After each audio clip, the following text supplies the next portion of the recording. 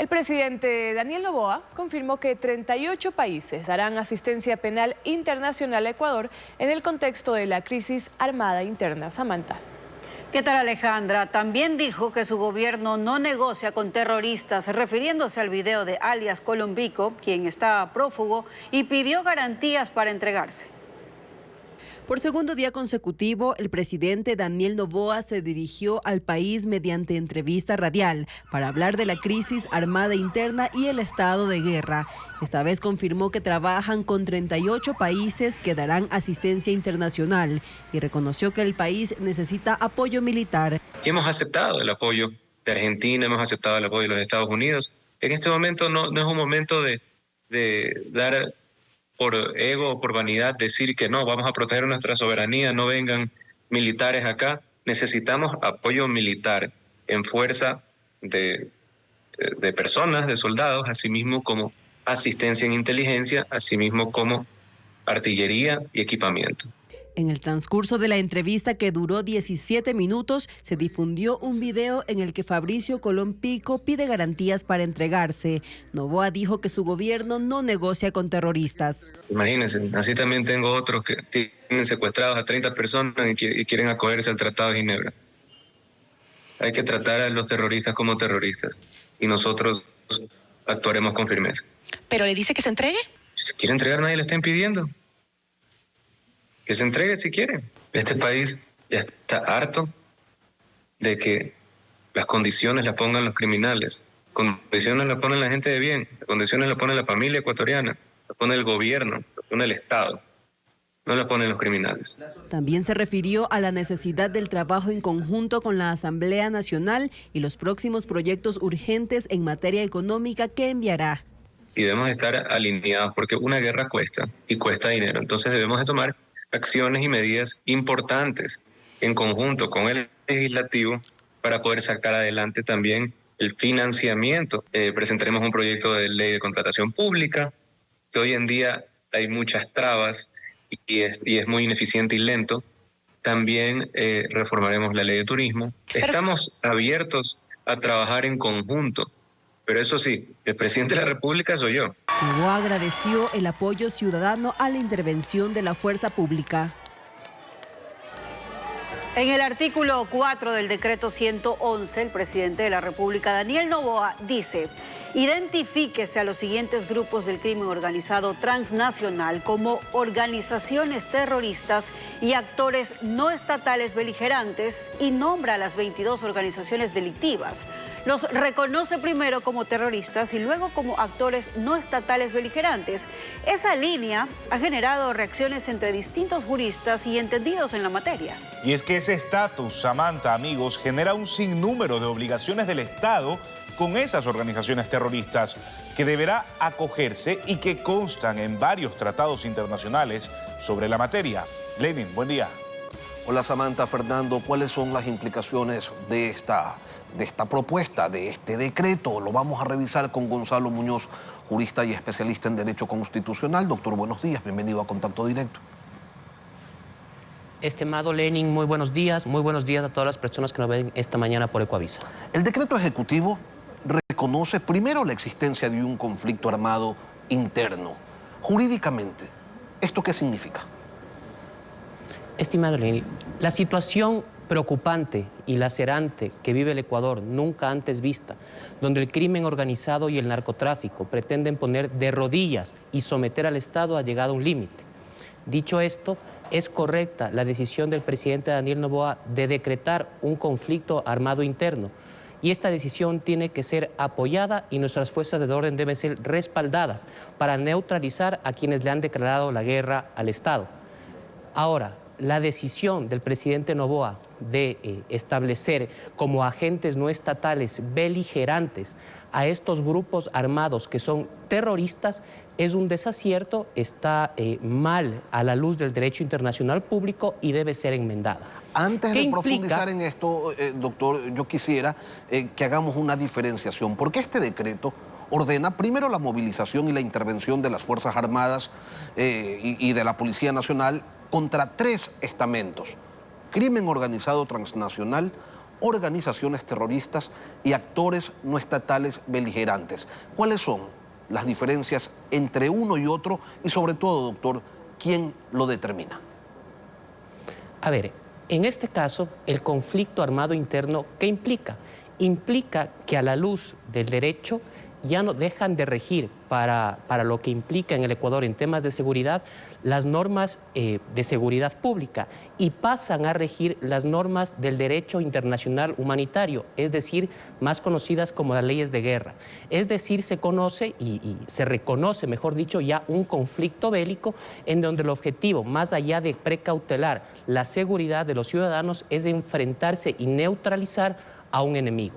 En temas, en épocas de paz, en épocas donde simplemente se combate a la delincuencia, rige nuestra Constitución principalmente y normas procesales normales en una época. Por ejemplo, nosotros podemos en este momento, en momentos de paz, si hubiese existido lo que sucedió en TC Televisión, para citar un ejemplo, simplemente en ese momento se captura a las personas, se los pone en orden de un juez competente y son procesadas al amparo de nuestro Código Penal.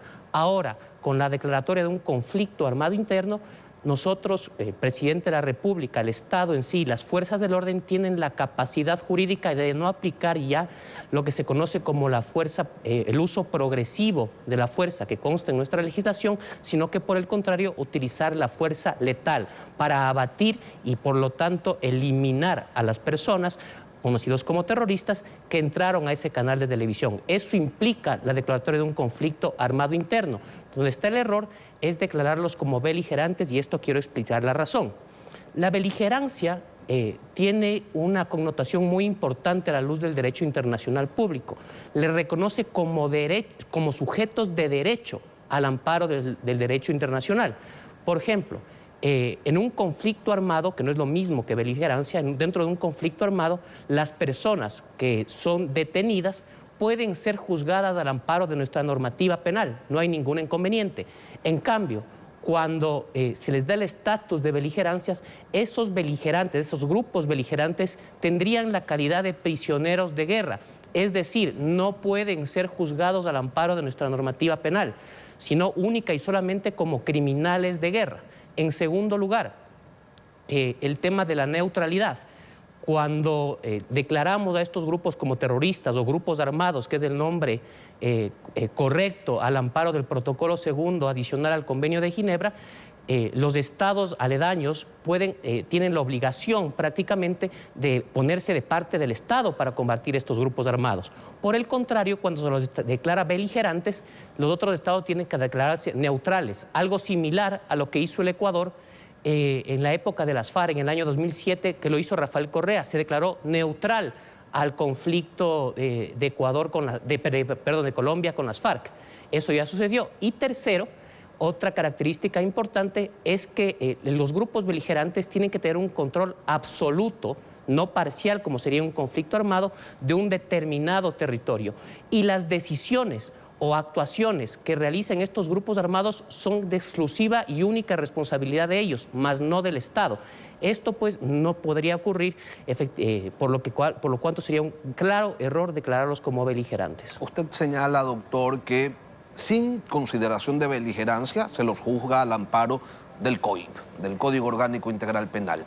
Con la consideración de beligerantes son considerados criminales de guerra, y entonces, ¿qué normativa es la que se aplica? Aplicaría, en mi criterio, ¿no es cierto?, el COIP única y solamente para crímenes de guerra. ¿Por qué?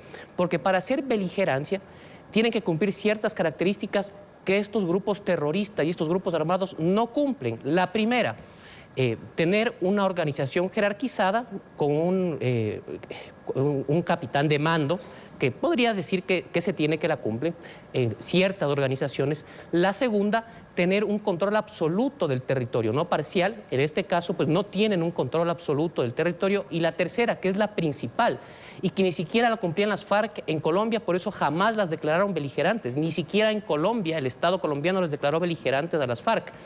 Y es que precisamente tienen que respetar los protocolos y el Convenio de Ginebra y sus protocolos adicionales, es decir, deben respetar las reglas del derecho internacional humanitario, no atacar a civiles, etcétera, ni puntos de la población civil.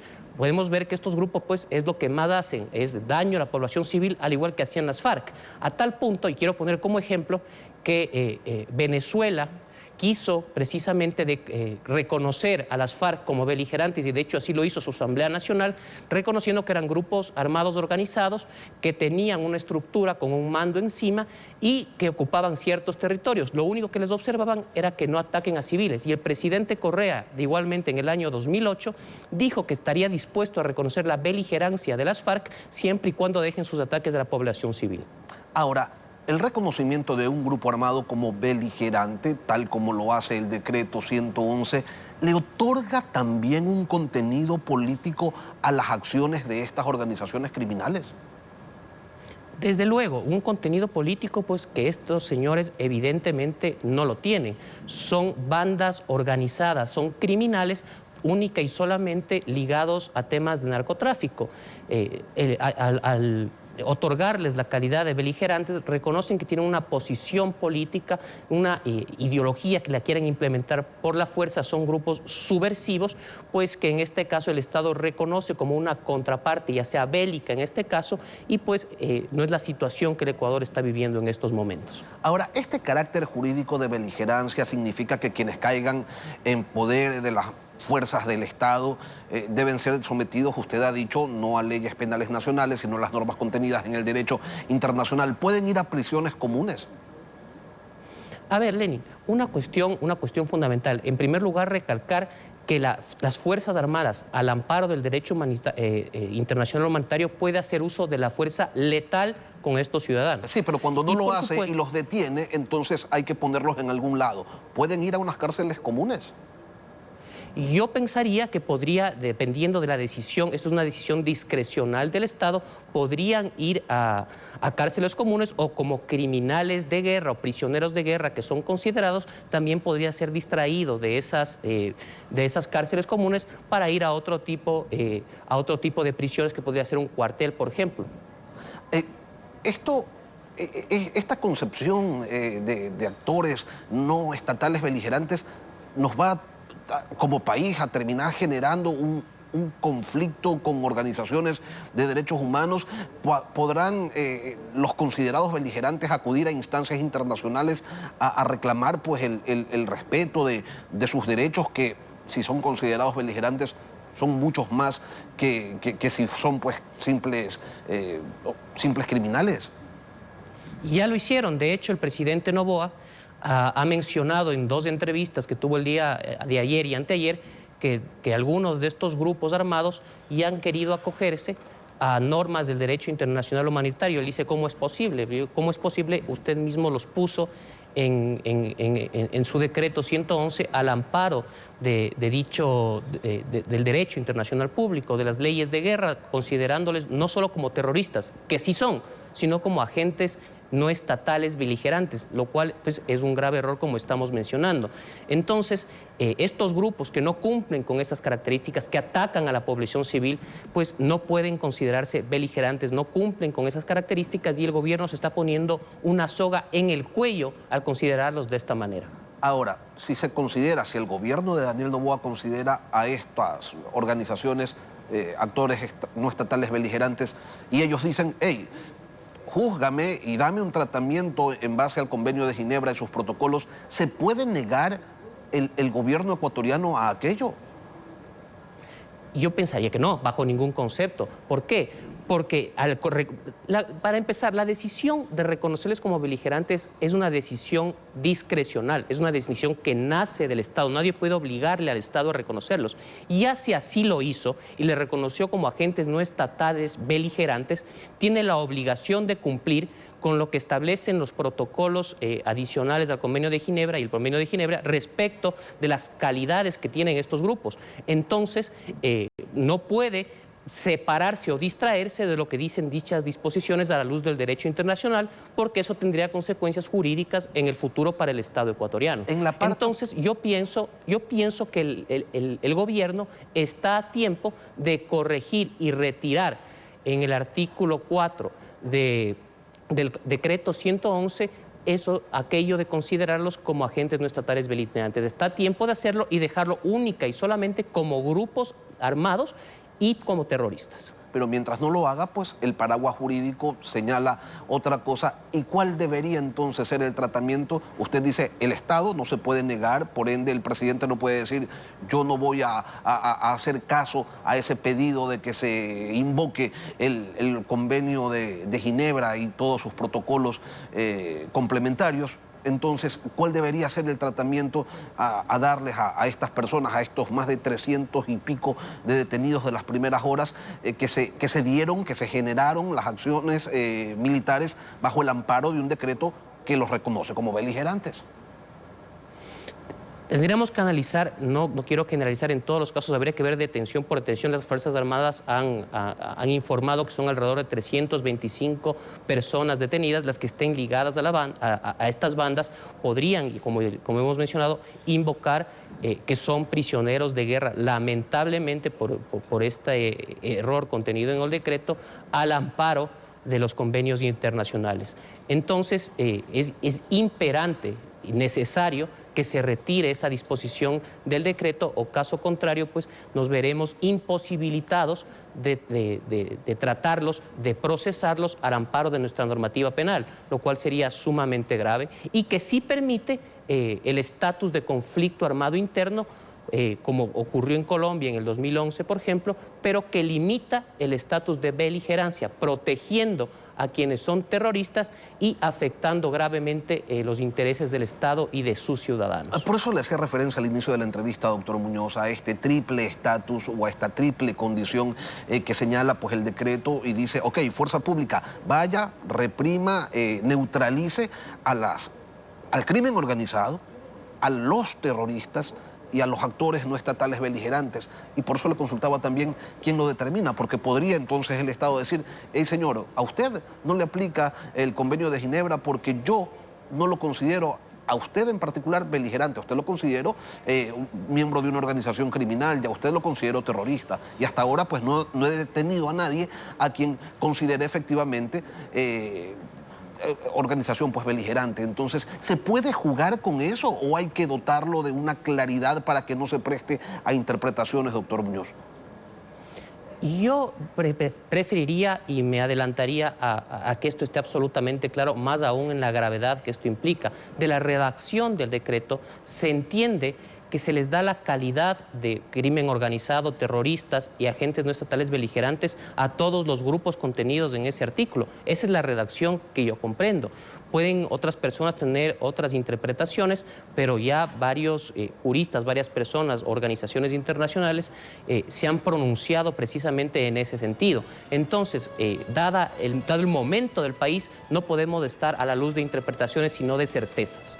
Gonzalo Muñoz, jurista, especialista en Derecho Constitucional. Doctor, gracias por acompañarnos hoy aquí en Contacto Directo.